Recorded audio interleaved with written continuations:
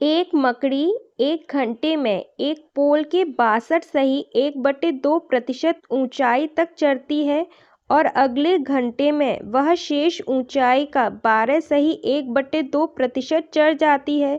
यदि पोल की ऊंचाई 192 मीटर है तो दूसरे घंटे में चढ़ी गई ऊंचाई ज्ञात कीजिए।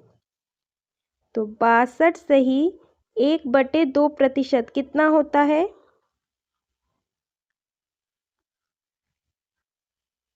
5/8। ठीक है, और 12 सही 1/2% कितना होता है? 1/8। ठीक है, अब यहाँ से हम पोल की ऊंचाई मानेंगे। माना पोल की ऊंचाई कितनी है? 64। 8 का मल्टीपल्स मानेंगे जिससे कि कैलकुलेशन इजी हो जाए। क्या बोल रहा है? एक मकड़ी 1 घंटे में इतनी प्रतिशत ऊंचाई चढ़ती है। तो 5/8% कितना होगा इसका? कितना आ जाएगा? 40। और अगले घंटे में वह शेष ऊंचाई, शेष कितनी रह गई है ऊंचाई? शेष ऊंचाई रह गई है 24। तो शेष ऊंचाई का कितने प्रतिशत चढ़ती है? इतने। तो शेष ऊंचाई का 1/8 कितना हो जाएगा? 3, है ना। अब हमने क्या माना है? 64 पोल की ऊंचाई। क्वेश्चन में कितना दे रखा है?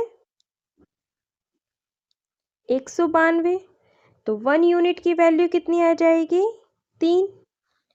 तो हमें बताना है कि दूसरे घंटे में चढ़ी गई ऊंचाई, दूसरे घंटे में इतनी तो हो चढ़ेगी। तो 3 × 3 कितना आ गया? 9 मीटर।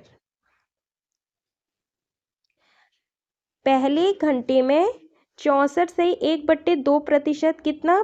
5/8 ऊंचाई चढ़ती है। तो हमने कुल पोल की 5/8 निकाली, कितना हुआ? 40। अब बोल रहा है कि अगले घंटे में शेष ऊंचाई, इतना तो उसने कवर कर लिया, अब शेष कितना रह गया? 24 रह गया ना।